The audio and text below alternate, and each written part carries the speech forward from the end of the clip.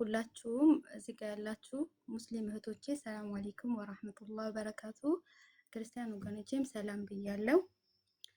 አንደኛ ሙስሊም ከመሆኔ በፊት ስሜ ራሄል፣ ያው በቃ ብዙ ቤተሰቦች በብዙ አይነት ስም ነበር የሚጠሩኝ ማለት ነው። ሞስት ብዙ ጊዜ እናቴ ሸዋ ወርቅ ብላ ነበር የምትጠራኝ ማለት ነው። ሸዋ ወርቅ ማለት ያው አዲስ አበባ ወርቅ እንደማለት ነው። ሙስሊም ከመሆኔ በፊት ማለት ነው።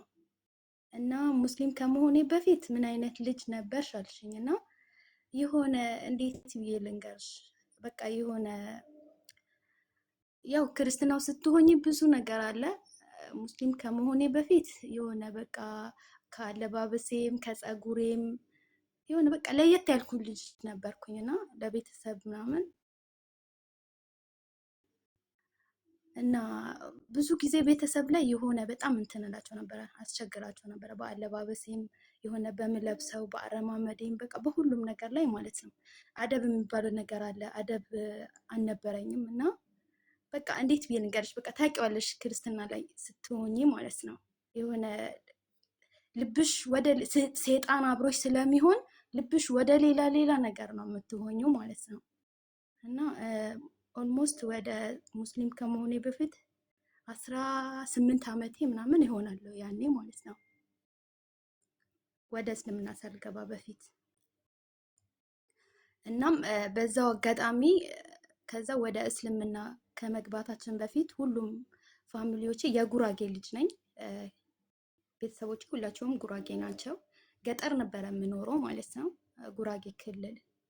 እና በመሀል አጋጣሚ እህቴ ከሁላችንም ተለይታ ወደ አዲስ አበባ ትመጣለች። ታላቅ እህታችን፣ የሁላችንም ታላቅ እህት ማለት ነው። እና እዚህ ጋር ሁሉም ክርስቲያን ነው ፋሚሊዎቼ ማለት ነው።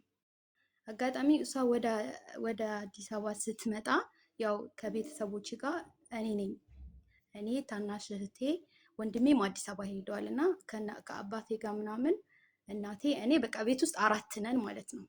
እና እማራለሁ ከትምህርት ቤት ስመጣ ምናምን ቤት ውስጥ ለእናቴ በጣም ማስቸግራት፣ ስራ ምናምን አልሰራም። እና አባቴ ወደ ቤተክርስቲያን ይሄዳል።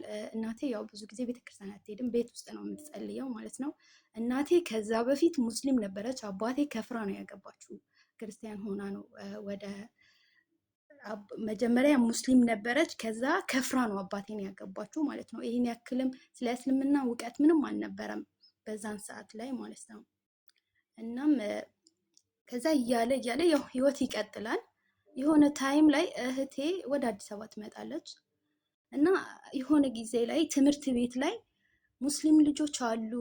በጣም ጓደኞቼ በጠቃላይ ሙስሊም ናቸው፣ ከኛም ጎረቤት ላይ ሙስሊም ናቸው። እና እነሱ የሚያደርጉት ድርጊት እኔ እየሳበኝ ጀመረ ማለት ነው። በቃ እነሱ የሚሆኑት ነገር እዱ ያደርጋሉ፣ ቤቱ ሰላም አለ። በቃ ኦልሞስት ሽንት ቤት ሁላ ሲገቡ ያለውን ንጽህና ተይኝ፣ በቃ ከሽንት ቤት ወጥተሽ ሽንት ቤት እስከ ስትገቢ ቤት ውስጥ ያለውን አደብ፣ ለእናት አባት መታዘዝ፣ ይሄ ሁሉ ነገር ያለው እስልምና ላይ ነው።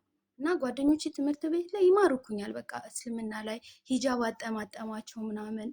እና በቃ እኔ ክርስቲያን ነኝ በዛ ሰዓት ላይ እኔም እንደነሱ መሆን እፈልጋለሁ ማለት ነው። እንደነሱ ሻርፕ ማድረግ እፈልጋለሁ። እና ሻርፕ አድርገን ስንመጣ ደግሞ ትምህርት ቤት አስተማሪ ሂጃብ አታደርጉም ምናምን እያለ እንትን ይለናል ማለት ነው። እና የሆነ ጊዜ ላይ በቃ ሱሪ እንደዚህ አጭር ነገር ለብስ ነበረ እያልኩኝ የሆነ በቃ እነሱ ረጅም ነገር ነው የሚለብሱት፣ ጥፍራቸው አይታየም፣ በቃ የሆነ እጃቸው ስትር ነው የሚሉት ማለት ነው። እና በጣም ቀናሁኝ እና በቃ ውስጤ የሆነ ለየት ያለው ነገር መምጣት ጀመረ ማለት ነው።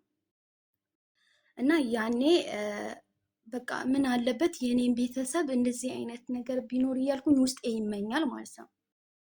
ኦልሞስት እንደዚህ እንትን ስል የ14 ዓመት ልጅ ነኝ ማለት ነው፣ ይሄን ነገር ውስጤ ስመኝ ማለት ነው። እናም ከዛ በመሃል ያው አንዳንድ ነገር ያው የልጅነት ነገር አለና ሊጠፋብኝም ይችላል፣ እያስታወስኩኝ ነው የምነግርሽ ማለት ነው።